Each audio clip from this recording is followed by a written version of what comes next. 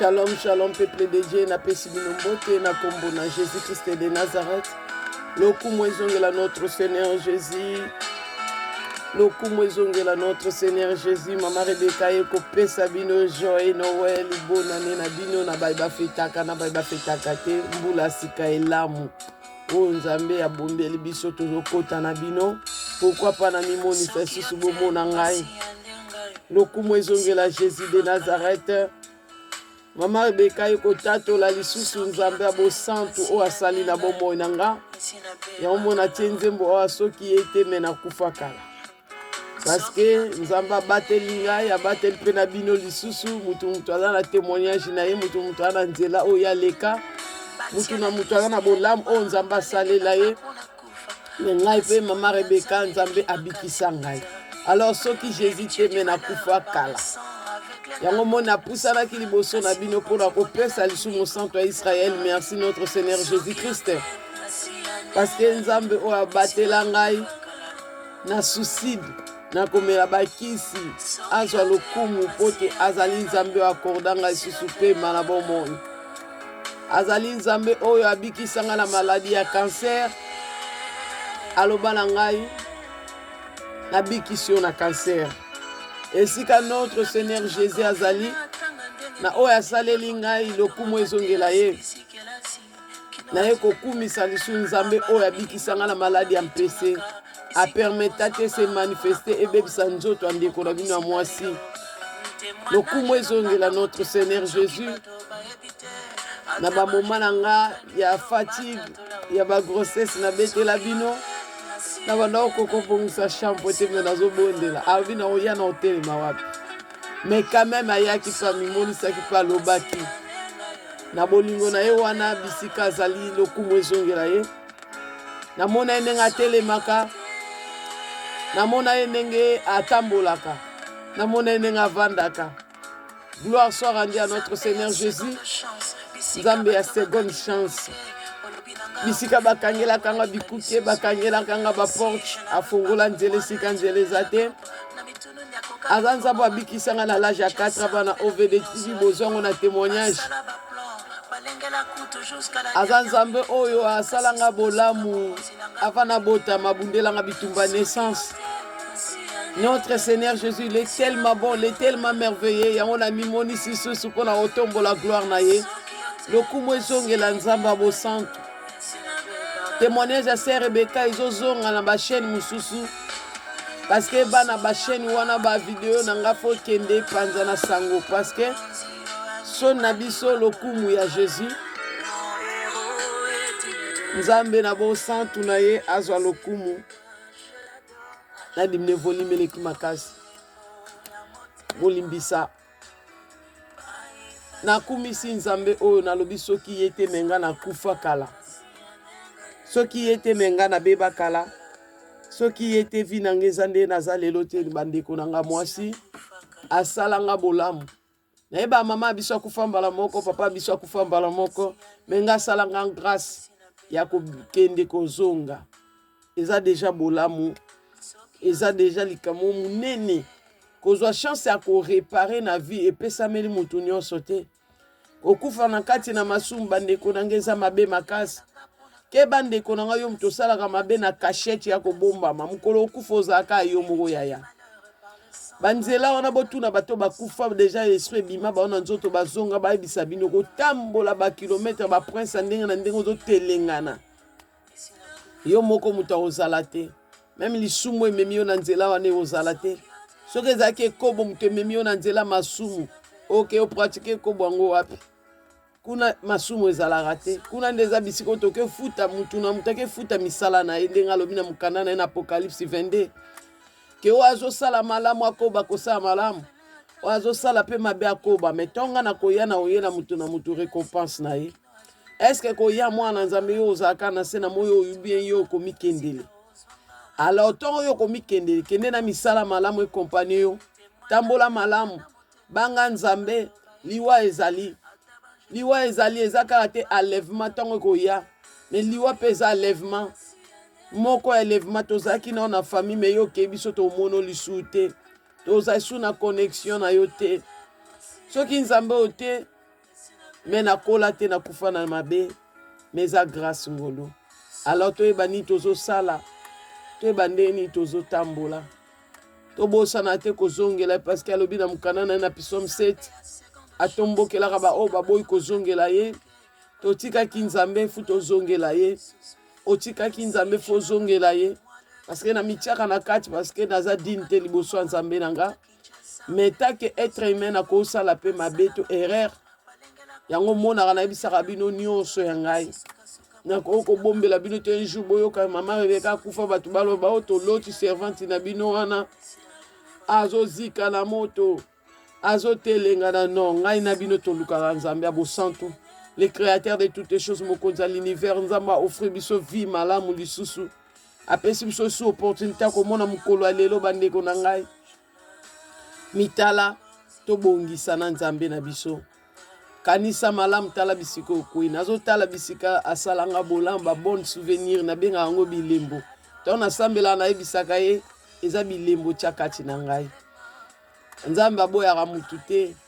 to baange baomema ngai na nzelo bando omema ngai naotya matata na oboya kokende kuna me ntongo ya epusani pene na ngai ngai natuni bango wana nayeba bise Jésus l'homme de Galilée na mona ye mosantu ya Israël. Nzambe otobondelaka je le vis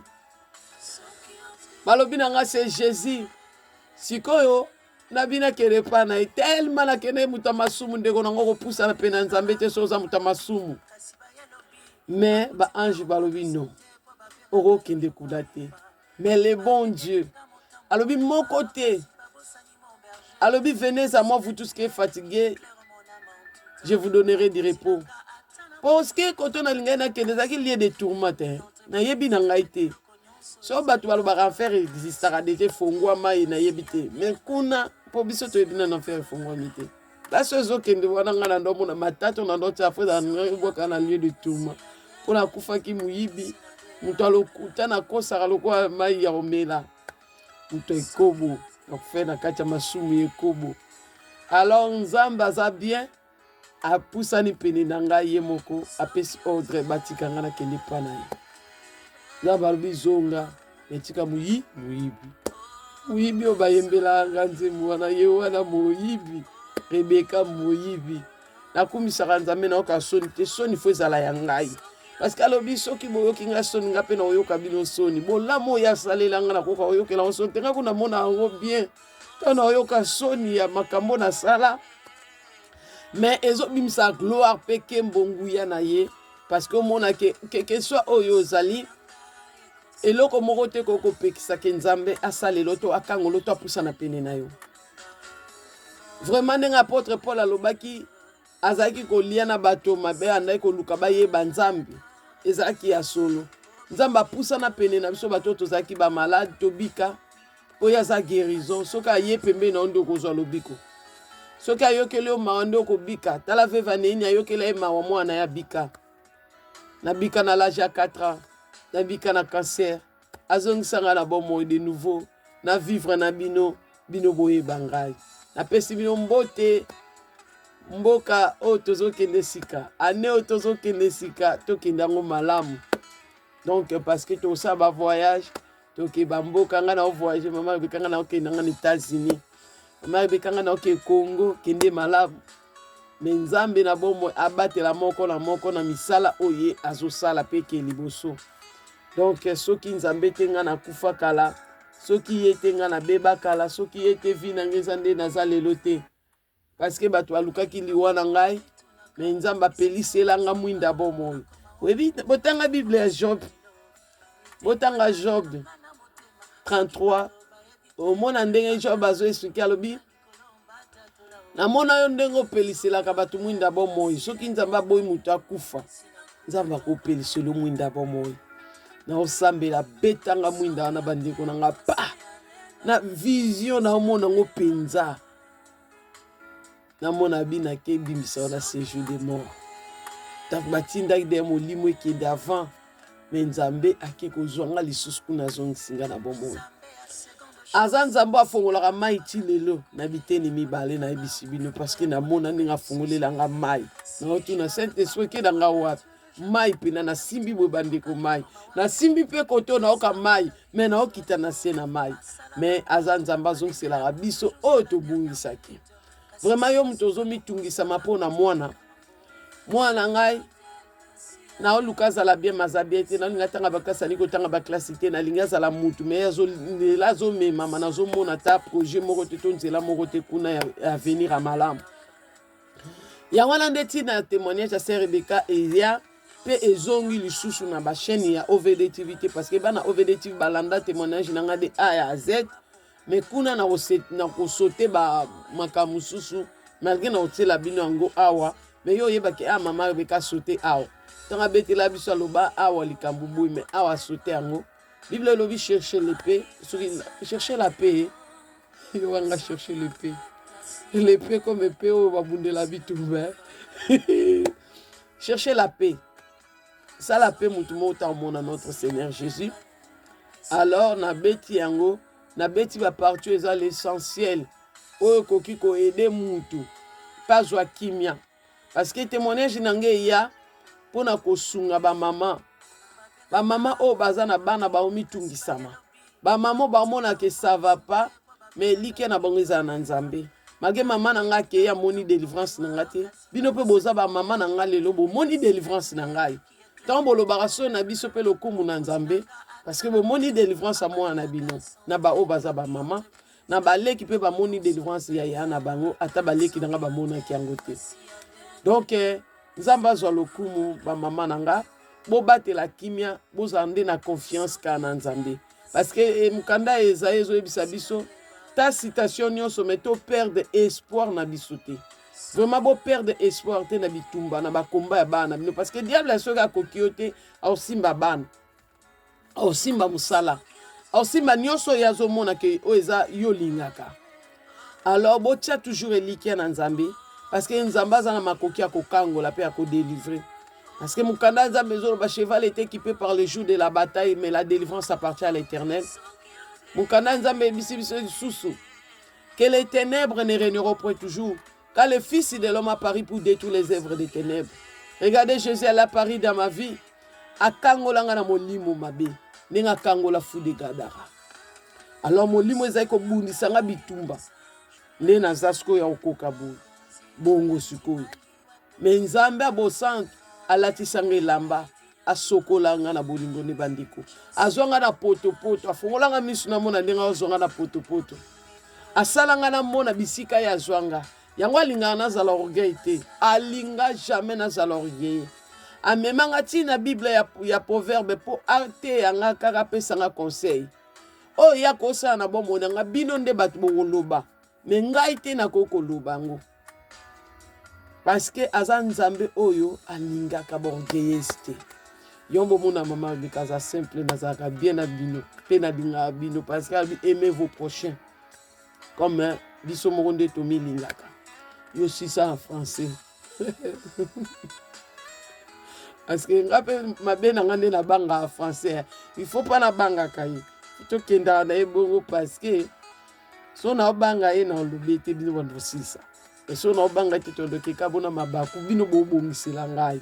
omoni nde bobongisela nga Thessalonicien nayaka nango te nayaka na libanga me bana na nzambe batikaka te batinda bavoice de partout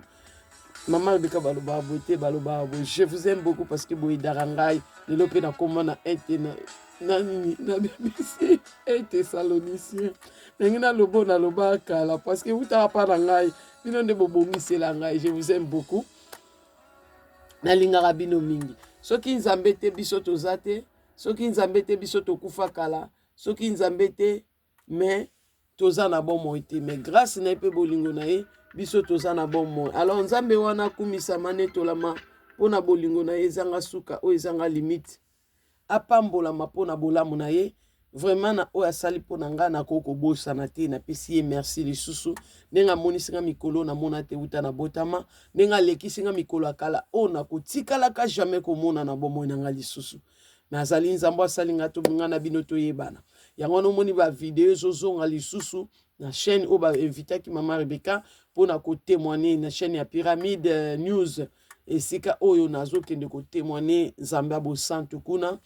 esika o témoignage ezozonga lisusu kuna parce que témoignage nange eza mpona ke bozala toujours na foi quel que soit le combat na bitumba na bana parce que eza bato mosusu bazwaka yango batension mpe bazwela yango batension eza bato mosusu mpe bakondaka mpe moni moto ozomona mwana ndenge azokende na nzela mabe ozala malamu se kolinga ye te mama nyonso aza na bolinga mwana ye parce que nzambe atia yango kotia tolinga toujours para malamu na bana na biso mais nzambe akosala parce que asali na nga nazalaki moyibi monene asala na nga nazalaki bisuba monene asala na ngai naka moto bitumba asala na ngai naka bitambola banda toti pourquoi lelo bandeko na nga navandaka bato mosusu na bimi bayebisa nga rebeka nga na kokovanda te na ndako banda tongo tipuka na mona nkwa na obela mais nga na koma ovanda na kovandela bino une semaine na mona nga libanda pete na vanda ndako na obela te tobima po toza ba mama bana po toluka bakourse mais na bisi bino na kovanda nga na ndako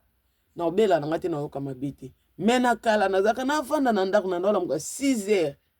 na bimiti atongo na melaka te na ozongaka ero na yo sokola pona bima lisu ya poko lokwa mutu na salaka bakomisanga bitambula loyenge mais nzambe apesanga kimia lelo avandisanga poko vande za pe grâce na bato batambulaka kotambola ngo pe na banzela nini banzelo ko memelanga kaka kufa na pasi parce que bible dit salaire du péché c'est la mort mais nzelo elinga ke memelanga kaka kufa mais lelo avandisanga.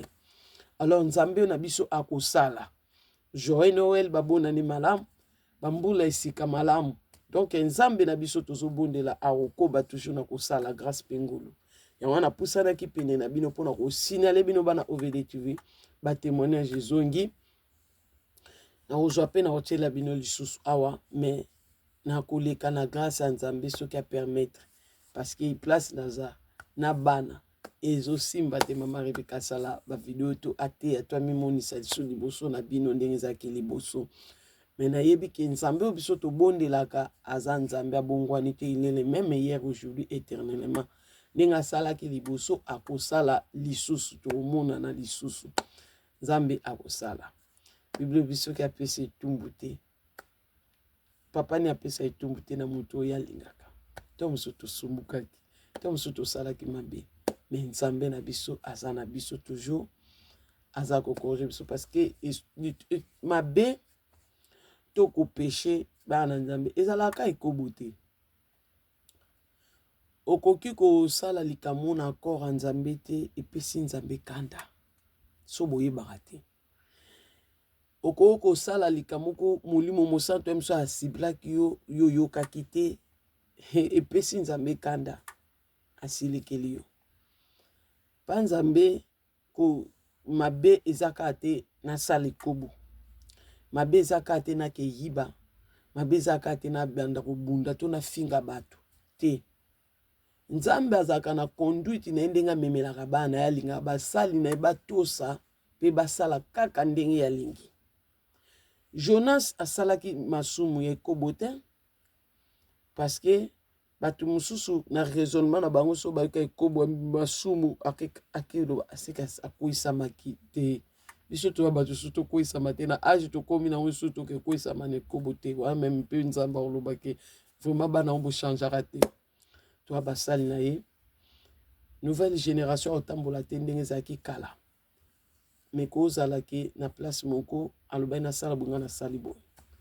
na sala bunga na yokaki te mso na tiraki pas attention te parce que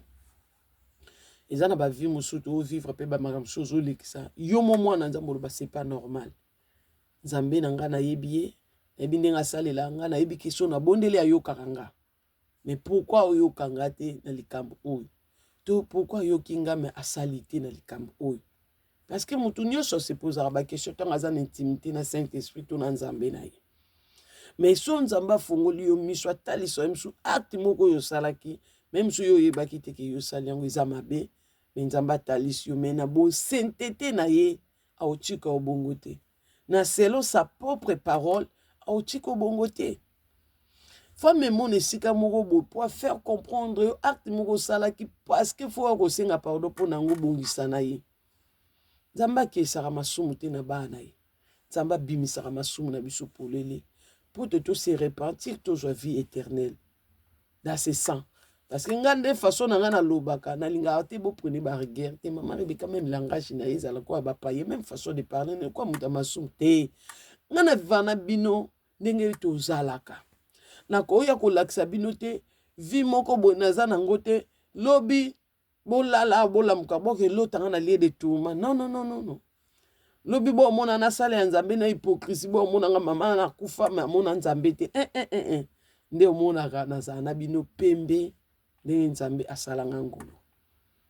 nyonso eza ya koloba te nde bozana nyonso mpe ezalaka te boyeba mais c'est mieux que boza déjà bato na nzambe apesa ngai parce que bolandaka nga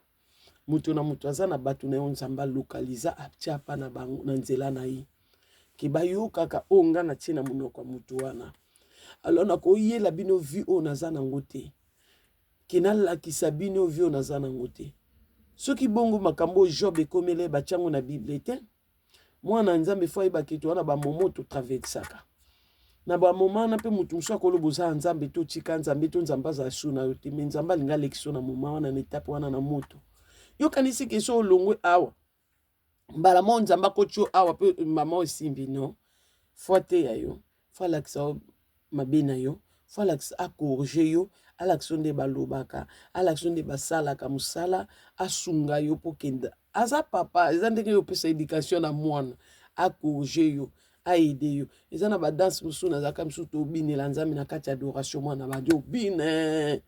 mais so nalali na butu abi badanse wana na sepelaki ata na moko te mpo glorifiaki nkombo na nga te epesaki nga lokumu te donc mpo na ye badanse wana nyonso na bina nga na binelaki ye mais ye azwi ate eloko moko te agreye ate eloko moko te omoni eza grâce eza ngolu yo ozwa kobinela nzambe mais nzambe aye koyebisa o badanse wana na sepelai nango te epesa nga lokumu te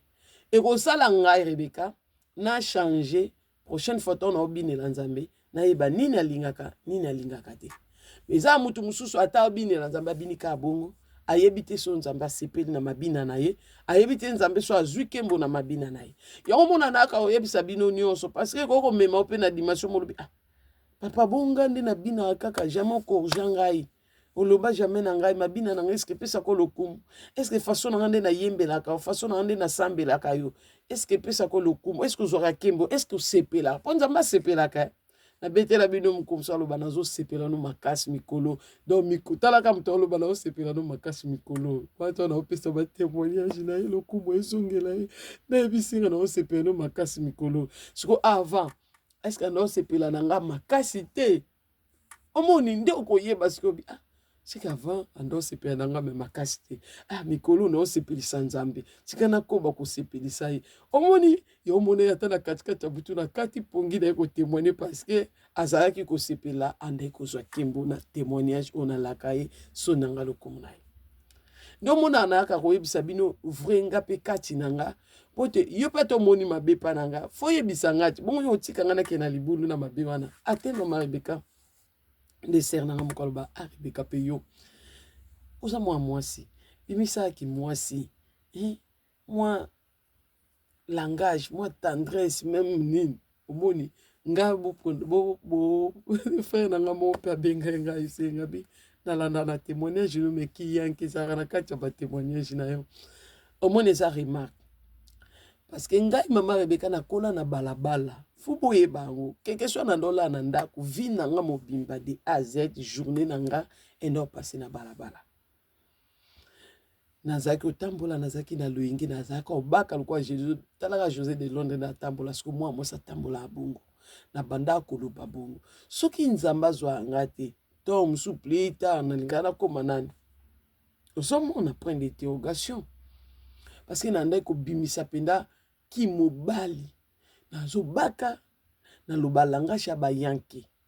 evre penda yanke penda tali pena kati ya basi bolobi o penda yanke penza o aza fazer to aza mwana moko bo otianga place oyo okokanisa me na bolingo na nzambe elaka ezalaki nazalaki mwana ya promesse nabotama pote napangusa mpinzoli ya bato mosusu nzambe nde azwanga lokotanga achangeanga komisango nakomi lelo ni malembe ti nakoma kochange langage elobeli po ye mpe asungaka nga mona ayebisaka nga cette histoire lobela pe bat boye bisai ozomona place abongisa soki alobi na nga mote akoloba pe na yo donc yango mona na boya kate boye bisanga toli na WhatsApp na telefone ngambo nde nayaka koloba ngo po te bato mosusu boyebaki place benda mama Rebeka uta musika enemi alingaki adétruire mpenza vie ya mwana mwasi oyo vraiment meme kotala elobeli na ye omonaki ndenge biso basi tozalaka mafuta ya tendresse ya harmonie vraiment molimo mpenza azosala kutu makasi na mpo moi na ye donc bo place wana boportanga regere te mama Rebeka aza loyenge amotema mutu likolo te soki oyebi tunaka Saint-Esprit aobetelo lisolo na nga na nde nazalaka aobetelo oyo nga nazali akotaliso nga nazali yo misu parents mpe ekoko memelo na makanisi mosusu me mutu akoloba verité ya Sœur Rebeka ezala Saint-Esprit anauti musika nde Nzambe asalinga oyo naza lelo fou de gardarator babikisi ye alingaki alanda notre Seigneur Jésus non Nzambe alobai na azonga akende kotémoine aloba misalo oyo asali na bomoi na ye Nzambe abengi nga na koloba misalo asali na bomoi na ngai c'est ça que na témoignaka ye c'est ça que nalobelaka ye mais fo yeba mama Rebeka uti wapi mama Rebeka akola ndenge nini lelo Nzambe asali ye grâce mpe azotémoigne grandeur ya Nzambe me naza mwasi mo malamu mwasi mo malamu mpo Nzambe alingaka nga seke na mwasi malamu mpo biso église tozali nde mwasi na ye na mwasi malamu pa notre Seigneur Jésus naza sœur malamu na bino naza mwana malamu na bamama Nzambe apesanga naza mwana malamu soki otete tembe tunaka Saint-Esprit est-ce que oyo alobi awa eza vrai est-ce que aza malamu pala yo est-ce que aza malamu mpe mpona biso aomemela biso quelque chose na vie Saint-Esprit moto aotémoigne ngai na kotémoigne te parce que ngai nazaki berere te tala langage ya sere yango tala na elobela sere yango nde bino boyebisaka ngai donc Nzambe aza malamu moyeve nazala na bino boye mpo un jour tokutana lisusu to tokokufa tokomonana mais tokozala na makanisi ya mokili oyo te est-ce que bocomprendre nga parce que tona ame na nga à part kokende kokufa kozonga esprit na nga lisusu ekende na séjour de mort est-ce que vous comprendre avant nazonga na bomoi to nakufaki to nakitaki na ame avant ame na nga ezonga na corps mpona telema lisusu lelo na te ya Nzambe à part yango esprit na ngai susu ekendaki na séjour de mort na betela bino te kuna na séjour de mort namonaki papa na biso namonaki mama na biso mais bazalaki ko bavandaki parce que namonaki mama na biso oyo papa na biso abalaka mama na ngo abotinga namonaki ete na séjour de mort parce que bato mosusu baloba séjour de mort séjour de mort ezalaka moko lieu de tourner eza nango moko lieu de repos eza moko me bokanisa te na kati ya lieu de repos wana lieu de tourner wana ezaka liboke bato nyonso baza wana non makambo oyo ebombami ezali caché mpo na ye oyo eza révélé eza mpo na biso mokili eza monene ozomona koke na lieu de repos mais oza esika moko te mosusu omonaka Abraham te parce que toomonana to mosusu omoni na yo nowe pe te oza na lieu de repos na place ya bien j'espère bocomprendre nga mokili eza monene donc même monde spirituel eza monene faut bocomprendre kango oyo ezali monde physique eza respirer na monde spirituel donc nde mokili mpe etongama na ndenge ekabola bamboka bipai eza inspiré na monde spirituel donc nake na séjour de mort namonaki papa namonaki mama bazalaki esika moko ngai sikoyo nazopose bakestion ngabi ndenge nini bamonana bayebani barépondre nga wi baomonana mais makanisi ya mokili awa ezalaka te donc soki tokufi nyonso etikali me tokoki komonana okomona ndenge bato namona papa ale moloto na ebite parce que bamba na kuta na le molota bisinga message alobi na nga na ebisa tom su boy makambu wana nde na yebite wana ya maboma na Nzambe mais selon ngai ndenge Saint-Esprit asalinga ngolu na kende ko yeba tokomonana mais makanisi ya mokili tokozala nango sute ndeti exemple ngai na kende exemple pour so na biyoki liboso na lobanga na lobi liwa pour na opesa exemple pour comprendre ou bien na kufi exemple ndeko moko pe banda olanda nga kufi aomona oyo Rebecca mais aomona sœur Rebecca te parce que surtout c'est Rebecca zali c'est qu'il faut comprendre que c'est Rebecca dans te biso évangélisation et notre Seigneur Jésus c'est quand témoigner biso misala Jésus na mokili o tozalaka c'est kaza na makanisi ya oyo tozaki nango awa donc akobenga nga na kombo nanga mayebi te o nazalaki na mokili nga peso na yebi ser na deser mama na ngai na obenga ye o mama eteli te na obenga ye na kombo na ye kaka exemple Marie pour ba Marie batonda rebelle ba mama na Marie partout nyos bo na mokili na pesi bino mbote ba oba na France ba États-Unis partout dans le monde na pe bino mbote bo arande ta ba mama Marie rebelle na moni mama Marie na obenga te mama Marie c'est que na okopona ke na mokili na mama nanga j'espère beaucoup pour na obenga Marie dès na mona mama Jésus ka kosunganga na obenga Marie ya obenga nga Rebecca parce que oh nyonso ya mama Marie na yeba kazaki mama botaki à cause de mama nanga te wana ezala te j'espère vous comprendre ngape c'est Rebecca te vous comprendre ka Rebecca to monani mais makanisi nyonso mokili nyonso to sala ezate ka Nzambe mutayibi misalo biso to sala ke na mokili yende ofuta biso ou bien yende alakisaka mutu vina yo ozaki na mona mokili ou bien ye moko ko tu songo parce que Nzambe ana makoki ya kozongisolo histoire banda naissance kino ndongo komi mama mobimba ndongo kufi atyo yango na mutu pe azongisio mabena oyo mo pe omimoni mabeno pour cause ke na enfer Nzambe capable osala mambe nyonso wana ezali pa Nzambe mais biso bato toyaki maboko pamba tokozonga maboko pamba to bato ozonga maboko pamba na tango yaka na mokilo yaka na makanisite ke na ye na mokili na esala boyi Nzambe nde muta révélaka biso mission to etinda ni na tindela biso na mokili j'espère vous comprendre nga Jérémie abotami Nzambe azoba Jérémie avayo botama abandi obetele avayo botama nga na pona kiyo na wendre ki yo déjà na libuma mama na yo Jérémie yebaki yango tazaki na ngote Nzambe nde rappelé ndenge mo pe na biso to eki na mokili awa to botami kaka bebe abotami tono vide mais Nzambe na biso to mimona to botama tono vide mais Nzambe yebiki to botama na elaka to botama na mission to botama na tinda na ye n'est-ce avec le temps comme Saint-Esprit est avec nous yende mutu ako révéler yo oyo yo oyaki kosana mokili oyase j'espère vous comprendre ndenge mo peton to kozonga pa na biso to koloba tozongi tono vide tozongi penda tono vide il n'y a que Dieu mutu akolakisa biso misala tosaki na mokili pe tozalaki banani awa na se na moi yango mona bato mususu balakise vie na yanda osala komo olobaki nazonga selo ba témoignage mususu nazonga nakende ko réparer parce que ngato na kendaki na oloba nazonga mais ezalaki mystère Nzambe pourquoi nando lela na zonga mais Nzambe alozoloba na nga tika muyibi parce que na lobete kolo yo ke nanga mawa zongisa ngai potongo ko zongisa ngai na otika muyibi na otika lokuta na otambo ndenge yo lingaka te na loba ebongo te muto abande ko yebisa ngai ozonga tika muyibi abande osala nga misalo nga na sala ko ya yebi o ya mona kanga abandi ko yebisa nga na kabwanango j'espère vous comprendre place wana tozaiso na makanisi ya mokili ote tozonga penda maboko pamba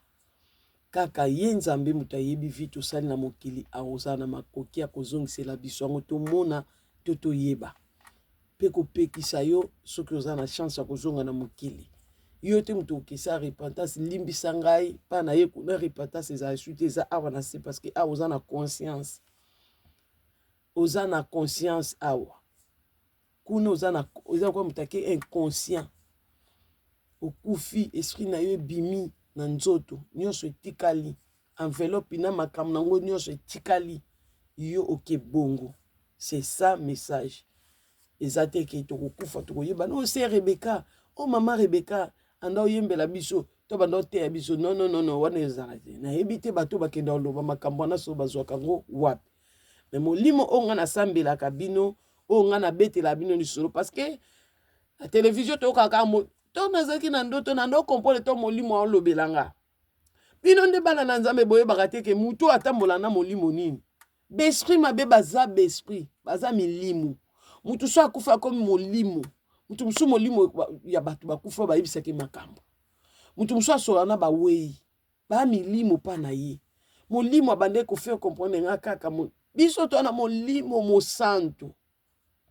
Saint mbala misato. Molimo notre Seigneur Jésus. Alobi na ke na otika bino bofelente après des temps bomona nga lisusu. Molimo maman Rebecca temona. Molimo a quitté la apôtre na jour à Pentecôte. Nde molimo nga na lobaka. Bato ebele babangaka ye parce que péché contre Saint-Esprit est pardonnable. Au côté la moto. Yango tamba suka na molimo azai ko faire comprendre nga na ebeka molimo azai ko lobela molimo nzambe. Ba nzambe bazatale ebele. Bible ezoloba la biso na mukanda na Psaume 136. Beaucoup misa nzambe ya banzambe. Kolo ya bankolo. Nzambe so tenge na Isaiah so babobenga banzambe na bino. Nzambe azo detende basalaka banzambe na bango. Na tango kala batu na batu bazaki na banzambe na bango. Biso pe toaka na nzambe na biso. O asala likolo na se le Dieu d'Abraham, d'Isaac et de Jacob. Nzambo a biso. Sko nzambe na biso wana. Molimo na ende molimo musantu. O a quitté la apôtre. Yende molimo a quitté la biso.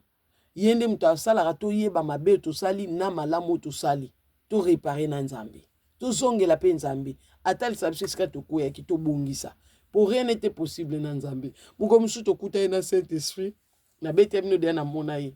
Mais na mona bambale bele. On a bete la bino to na blande ko sexa l'accent nga seka na pesa bino forme Saint-Esprit nga zalaka.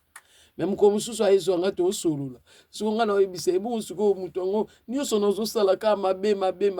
Na o changer te suko na o changer ndeni ni ngo suko ndeni o lingna zala bande ko loba bongo. Suko Saint-Esprit bi yo sambela kaka. Yo bondela kaka besprit mususu ebando kindeka bongo. Donc délivrance en mutu ezaka processus. Délivrance en mutu tongo zo tia mabolongo na se, tongo zo bondela nzambe, tongo za na confiance en nzambe, mozo bondela ye, ozo talela ye obanda kozwa lobiko.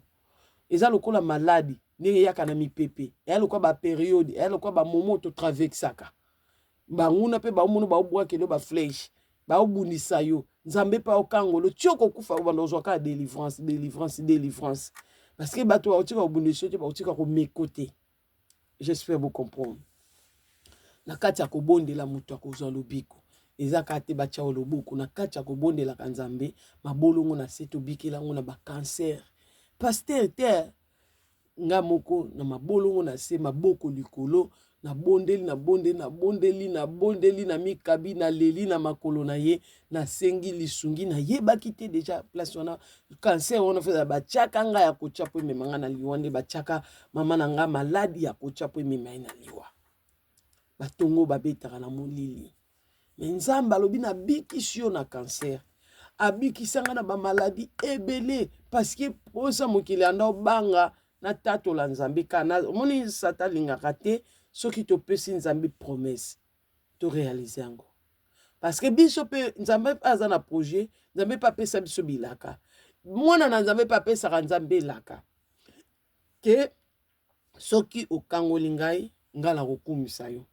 omoni sko nzambe akangoli yo mais po yo kumisa ye place wana ngomona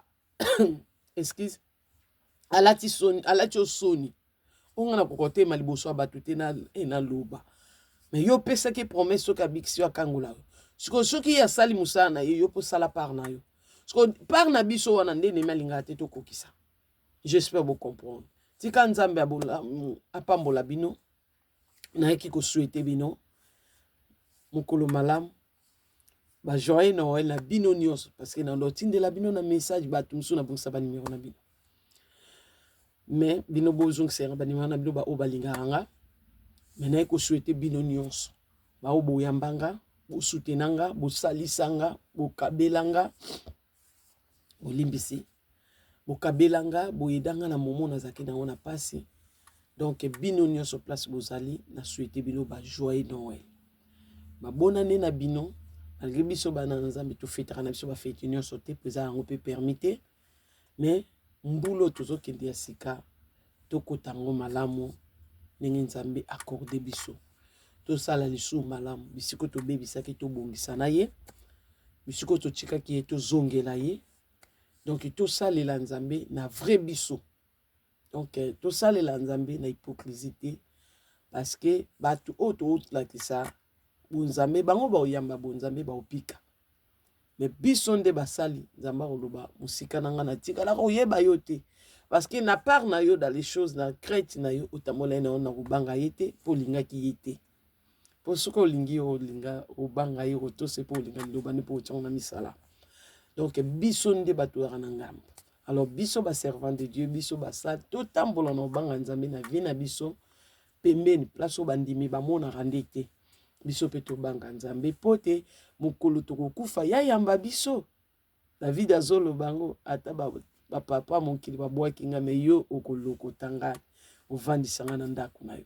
so mona to vana ndako na yo ke yo saleli nzambe batu ba biki olobi na biki si batu na kombo na yo olakisaki batu nzambe na yo mais bango ba moni kembo na nzambe yo musika kembo na ye ndeza malamu te yango mona mama bekalingaka azala vrai parce que yo poko sunganga yo poko koteanga parce que quand ngate naza servante toi aussi tu es servant de l'Éternel parce que za ba yayo ba pianga ba conseil na pesi mbote ate akanaite na TV na te ngai leki na ye donc aza servant de l'Éternel na part na ye pa ngai donc aza mosali na respectaka ye ya yesi koza oyebi o nazoloba je t'aime beaucoup accord janga tabaloba raboy fozala raboy boyende za bien moni mais kozongo mabete et kosilika te mais na lingi de sala bien donc eza bat balingaka bien na ngai bazali ba conseil kanga tika nzamba bo santo apambola bino nyonso je vous dis bye tokutani mbala simana prédication et interprétation to na témoignage ya mama Rebecca to na message au Saint-Esprit au pisande le na ilibino ya tango to kufa toko monana mais toko yebana vie ya kalate au lamo notre Seigneur Jésus de Nazareth le Dieu d'Abraham d'Isaac et de Jacob nzambo atambolaka na bapôtre nzambo asalanga na azongisela ngai mokili ya kala namona ndenge azali kotambola na bayekoli na ye nzambe wana amonisanga makambo ndenge na ndenge